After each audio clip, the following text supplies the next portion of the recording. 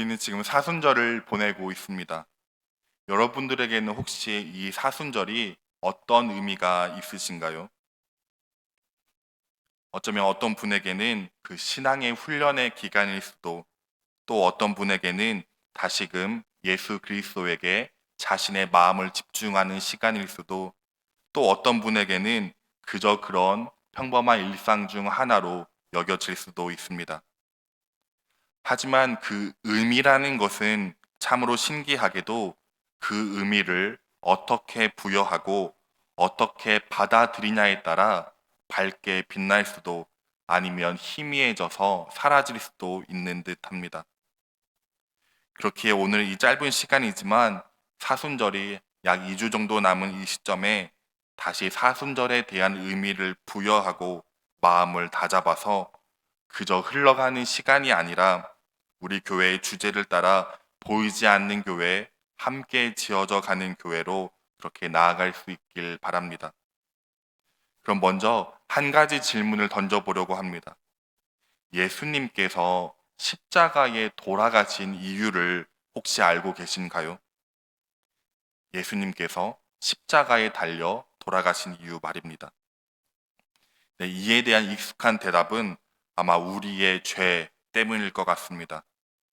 예수님은 우리의 그 죄에 대한 대속의 목적으로 돌아가셨다고 우리가 익히 들어왔고 알고 있죠. 하지만 그러한 우리를 향한 이유 말고 그 당시의 사람들이 예수님을 사형에 처했던 이유, 바로 그 죄목이 무엇인지 혹시 아시나요? 네, 우리가 알기로 예수님은 아무런 죄가 없으신 분이고 그렇게 어떠한 죄목도 없이 그저 십자가에 억울하게 달렸다고 생각되지만 예수님이 십자가에 죽게 된 명확한 죄목이 있으셨습니다. 그것은 바로 오늘 본문 65절에 기록되어 있는 대로 신성 모독 죄였습니다. 예수님은 그 신성 모독으로 인해 고발당하였고 그것으로 인해 십자가에 달려 죽으신 것입니다. 그런데 왜 그들은 이 신성 모독이라는 죄명을 뒤집어 씌워서 예수님을 죽였던 것일까요? 이것을 알기 위해서는 히브리어로 메시아, 헬라어로 그리스도에 대한 이해가 필요합니다. 우리는 보통 이 메시아 또는 그리스도라는 단어를 들으면 메시아는 예수님 또는 메시아는 신이라는 이 등식을 자연스럽게 받으며 자라왔고 또한 그렇게 고백하며 살아왔습니다. 메시아는 예수님이지 메시아는 하나님을 다르게 일컫는 말이야 하면서 말입니다. 하지만 유대인들이 생각하는 메시아는 그런 신적인 존재나 하나님을 다르게 일컫는 호칭 중에 하나가 전혀 아니었습니다. 메시아는 단어의 뜻 그대로 기름 부음을 받은 자라는 의미요, 신적인 존재라기보다는 종교적, 정치적, 또한 나라의 구원자로 이해되었습니다. 그래서 구약 시대에 기름 부음을 받았던 자, 제사장, 선지자, 왕, 이들이 다 메시아였으며 대표적으로 메시아 사무엘, 메시아 다윗, 메시아 솔로몬처럼 다 이들은 기름 부음을 받은 그 당시의 메시아였던 것입니다.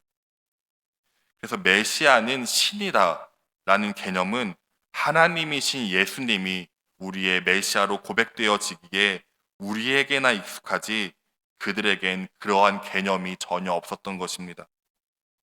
또한 우리가 아는 메시아, 그리고 우리가 아는 그 구원이라는 것은 불의, 부정, 가난, 질병, 폭력, 신음하는 피조 세계와 그리고 궁극엔 우리 힘으로 아무것도 할 수 없는 그 죄와 죽음에 이르기까지 이 모든 것들을 망라하는 총체적인 구원이며 그런 구원을 가져오시는 분이 바로 메시아이신 예수 그리스도이신데 유대인들의 구원의 개념은 단지 로마에 의해 지배당하고 있는 그 비참한 현실, 그 불의한 현실, 그 폭력의 현실로부터의 그들을 구원해줄 정치적, 종교적, 군사적 메시아만을 고대하고 있었던 것입니다. 그렇게 유대인들이 가지고 있는 종교적, 정치적 메시아에 대한 이해 가운데 예수님이 유대인들에게 메시아로 인정받지 못했던 이유는 스스로를 하나님과 동일시했던 문제, 즉 신성 모독적인 언행과 행동들이 있었습니다. 유대교에서 하나님은 인간이 감히 범접할 수 없는 거룩함과 권능의 신이며 그 하나님과 인간 사이에는 결코 닿을 수 없는 절대적인 거리가 있습니다.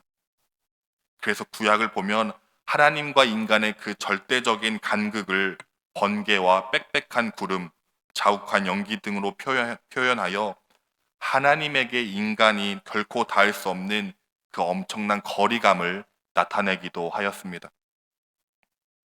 출애굽 후에 이스라엘 백성들이 시내산에서 언약을 체결하였을 때에도 번개와 빽빽한 구름과 자욱한 안개로 그들이 그 하나님을 볼 수 없었다고, 접근할 수 없었다 말하며 바로 이러한 간극을 나타내고 있습니다.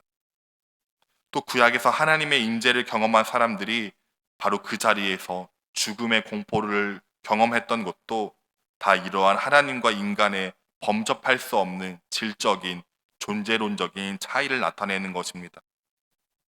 또한 유대교의 묵시문학 이해에서 하나님은 그의 메시아를 통해서 공중의 권세를 제압하고 땅 위에 영원한 하나님의 나라를 건설합니다. 메시아는 그러한 역할을 하는 존재이지 하늘의 하나님과 동일선상에 놓이지 않습니다. 이러한 유대교인들의 하나님 인식과 메시아 인식에 비추어 보면 예수님은 바로 자신을 그의 아들이라 칭하며 하나님만의 거룩과 권능을 본인이 나누어 가지고 하나님과 사람의 그 범접할 수 없는 간극을 허물어 하나님과 자신이 같은 위치에 있다고 했던 이단적, 이질적 존재였던 것입니다. 하물며 이뿐이었던가요? 예수님은 인자가 안식일의 주인이라고 하는 등 안식일에 온갖 일을 행하며 안식일을 거룩하게 하신 하나님과 자신을 역시나 동일시하기도 하였습니다. 그렇게 이런 예수님의 발언과 행동들은 당시 유대교 지도자들에게는 굉장히 불쾌하며 듣기 거북하여 바로 그 신성 모독이라는 죄목으로 예수님을 십자가에 못 박은 것입니다. 그런데 여기서 또 한 가지 질문이 생겨납니다. 왜 예수님은 그 수많은 죄목 중에서 하필 궁극의 신성 모독죄였을까 하고요. 어떠한 민심 선동죄, 율법과 안식일을 지키지 않은 죄, 그 당시 장로들의 유전과 전통을 지키지 않은 죄, 그 수많은 죄목들이 붙을 수 있지만 예수님은 왜 궁극의 그 신성 모독죄였을까요? 그리고 그것이 우리에게 가져다 주는 의미가 과연 있을까 하는 그런 질문 말입니다. 그래서 다시 예수님이 하신 말씀을 살펴보고자 오늘 본문 26장 63절에서 34절을 함께 다 같이 읽어보겠습니다.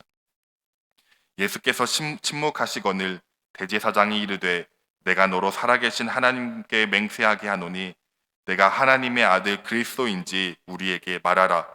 예수께서 이르시되 내가 말하였느니라.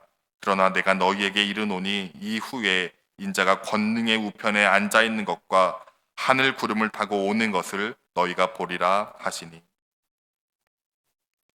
이렇듯 예수님의 신성 모독의 발언들, 이것을 다시 정리해 보면 이렇습니다. 내가 바로 하나님의 아들이다. 내가 그런 권능을 가졌다. 나는 하나님과 같은 위치에 있는 자이다. 다시 내가 하나님의 아들이다. 내가 바로 그런 권능을 가졌으며 나는 하나님과 같은 위치에 있는 자이다. 혹시 어떠한가요? 느껴지는 것이 있으신가요?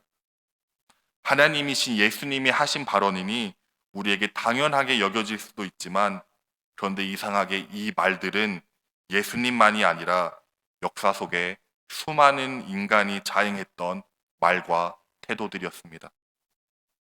대표적인 예로 로마 황제가 그러했습니다. 1세기경 알렉산드리아의 유대인 학자 중에 필로라는 학자가 있었는데 이 사람이 쓴 글을 보면 당시 로마의 황제였던 가이우스 황제가 신의 복장을 하고 있었다고 말합니다.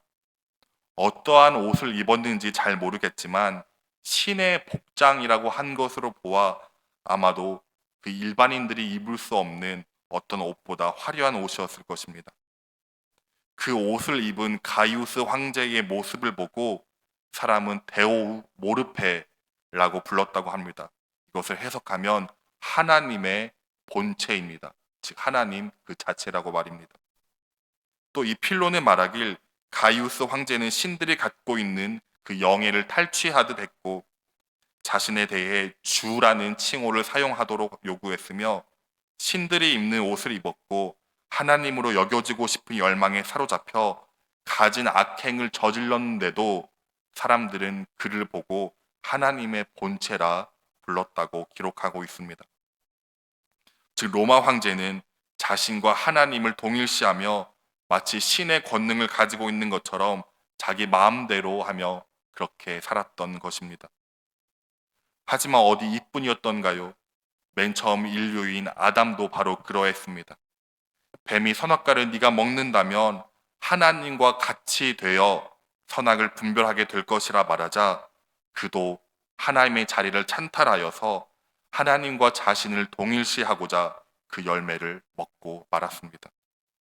마치 내가 바로 그런 하나님이며 그런 권능을 가졌으며 그와 같은 곳에 앉은 자다 하는 것처럼요.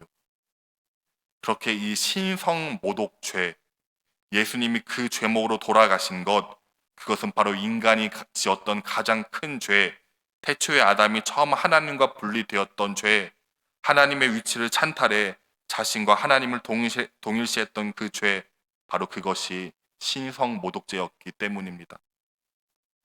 그래서 우리의 죄를 담당하셨다는 예수님은 바로 우리 인간이 지었던 정확한 그 죄목인 신성모독죄로, 즉 하나님 모독죄로 돌아가신 것입니다. 그런데 그뿐만이 아니었습니다. 예수님은 하나님 모독죄로 인한 결과도 우리에게 보여주는데 그 결과는 바로 하나님과 단절된 인간이 되는 것입니다.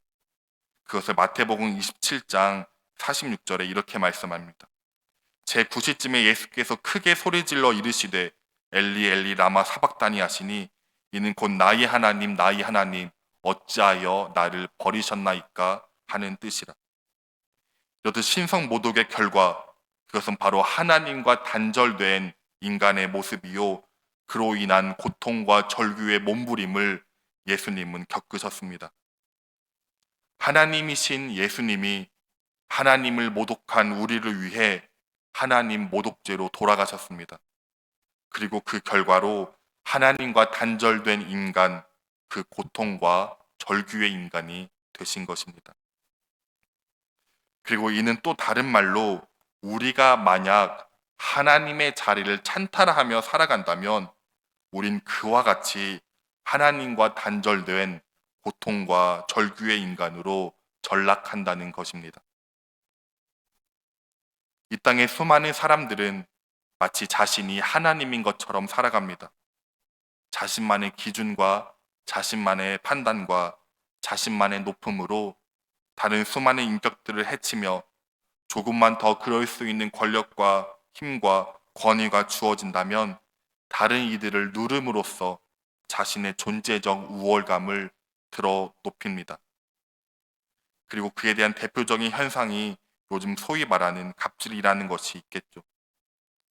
그런데 이러한 지점을 반대로 한번 또 생각을 해봅니다. 왜 하나님의 자리를 찬탈한 인간은, 즉 다른 말로 자신을 하나님처럼 여기면 여길수록 그 위치를 차지했다고 생각하는 사람은 왜 자신의 높음과 힘과 권력을 가지고 다른 이들을 내려보며 누리려는 것일까요? 그러한 방식이 나타나는 이유는 단 하나, 하나님으로만 채워질 수 있는 인간의 존재가 구멍이 나버렸기 때문입니다. 그래서 인간은 그 구멍 안에 다른 것들을 채우며 메우려 합니다. 때로는 물질로, 때로는 다른 이들을 내리감으로, 그로 인해 얻는 자기 우월감으로, 혹은 익명성 속에 숨어서 어떠한 비방과 악플을 던지며 스스로의 존재감을 채워 넣는 행위로 그 허무한 빈 공간을 채우려 합니다. 인간 존재 안에 비어버린 하나님의 공간을 다른 것들로 채워 넣는 것입니다. 그런데 왜 하필 또 그 채워 넣는 방식이 어느 우월감이나 다른 이의 인격을 밟는 모양으로 나타나냐 하는 것입니다. 그 이유는 바로 인간의 존재, 그리고 인간 존재의 그 토대와 깊은 연관이 있습니다. 하나님은 우리 모든 인간의 존재의 토대가 되십니다. 우리의 마음 깊은 곳, 우리 존재의 깊은 곳, 그곳을 지지해 주시고 그 중심에 계신 분이 바로 하나님이십니다. 하나님은 또한 인간뿐만 아니라 이 온 만물의 존재의 토대요 근원이 되십니다. 요한복음 1장 3절 말씀처럼 만물이 그로 말미암아 지음 받았나니 그가 없이 된 것이 하나도 없기 때문입니다.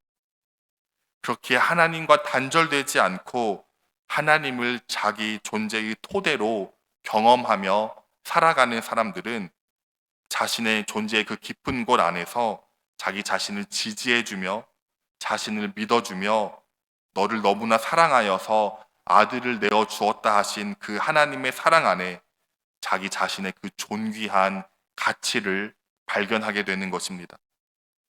비록 자신이 부하든 가난하든 건강하든 그렇지 못하든 그 모든 배경과 환경과 상황을 뛰어넘어 자신의 존재 안에서 자신을 세워주며 사랑하시는 그 하나님으로 말미암아 자기의 존귀한 가치를 발견하며 사는 것입니다.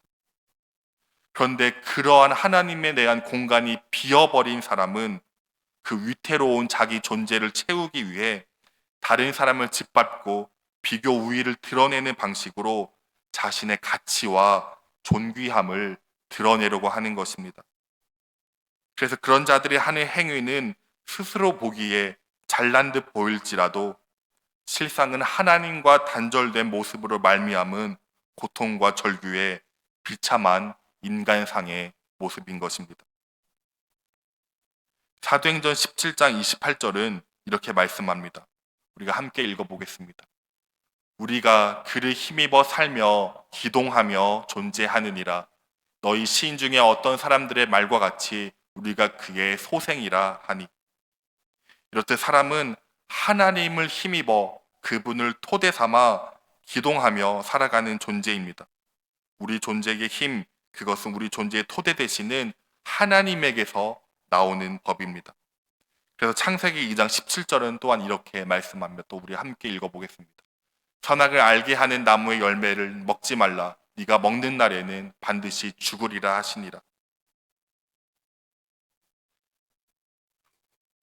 하나님과 함께 기동하며 살지 않는 인생, 그래서 이 말씀처럼 아담처럼 하나님의 자리를 찬탈하여 하나님과 단절된 인간은 생명이신 하나님과 분리됨으로 말미암아 그 끝은 죽음이 다가오는 것입니다.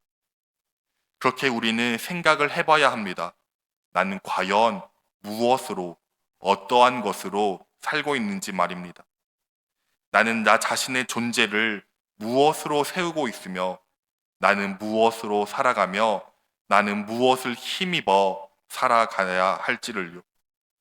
우리가 혹여나 하나님의 자리를 찬탈하여 신성모독하여 하나님 없이 살아가는 모습이 보인다면은 지금 그곳에서 돌이켜 다시 하나님께 붙들려 받기를 간절히 소망하며 나아가야 하는 것입니다. 그렇게 이 사순절 우리는 이 시간을 소홀히 보낼 수 없습니다. 개인적으로 이 사순절의 의미에 대해 이런저런 생각을 해보며 그리고 부여한 의미가 있습니다.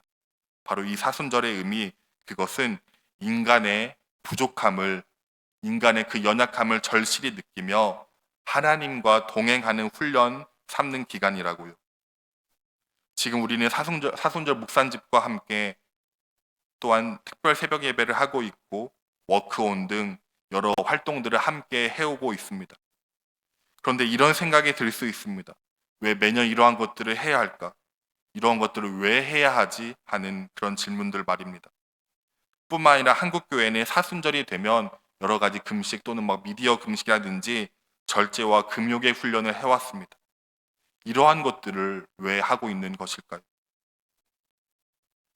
예수님의 고난에 동참하기 위해라는 말도 있습니다. 그런데 인간은 예수님께서 인류를 위해 하신 그 대속적 고난과 죽음에 결코 동참할 수 없습니다. 그것은 예수님만이 하실 수 있는 고난과 죽음의 잔이었습니다. 그 고난에 대해 생각할 수 있고 묵상할 수 있지, 그 고난에 동참하고자 하는 어떠한 고행들은 어쩌면 오만일 수 있습니다. 그런데 사순절을 인간의 부족함과 연약함을 절실히 느끼며 하나님과 동행하는 훈련의 기간으로 삼는다면 1년 중에 이 사순절처럼 의미 있는 시간은 전혀 없습니다. 사순절은 내 힘으로 완벽하게 그런 영적인 생활들을 해 나가는 시간이 아닙니다. 40일의 이 기간 동안 수없이 많이도 넘어져 보는 시간입니다. 내가 하나님이 되어 내가 하나님 같은 권능과 능력으로 그러한 것들을 해내며 더욱 하나님 없이도 사는 완벽한 존재임을 보여주는 기간이 아니라 수없이 넘어져 보며 하나님 없이 살 수 없는 인간임을 절실히 느끼며 그렇게 내가 하나님만 의지하고 살 수밖에 없음을, 하나님과 함께 살 수밖에 없음을 철저히 경험을 해보는 시간입니다. 그래서 참으로 어려운 여러 가지 실천 사항들이지만, 실행하기 어려운 신앙의 훈련들이지만, 오늘도 하다 넘어지고 또 실패하고 넘어지지만 끝까지 순종하며 십자가를 향하여 가셨던 예수 그리스도처럼 바로 그분을 바라보면서 하나님 붙들고 나아가 보려는 마치 광야의 40년 기간의 훈련의 시간 같은 것입니다. 그렇게 1년 중 이 사순절이 우리에게 너무나 소중할 수밖에 없으며 얼마 남지 않은 기간이지만 하나님과 분리되어 살아가는 인간이 아니라 하나님 없으면 살 수 없는 존재로 훈련되어지고 그러한 사람으로 지어져 가보는 것입니다. 저도 사순절을 시작하면서 제가 속해 있는 공동체의 구역장 단톡방을 통해서 사순절 묵상지 나눔을 시작했습니다. 새벽 예배를 통해 말씀을 듣고 또 그 말씀을 묵상하며 그 내용을 정리하여서 단톡방에 매일 올리기 시작했습니다.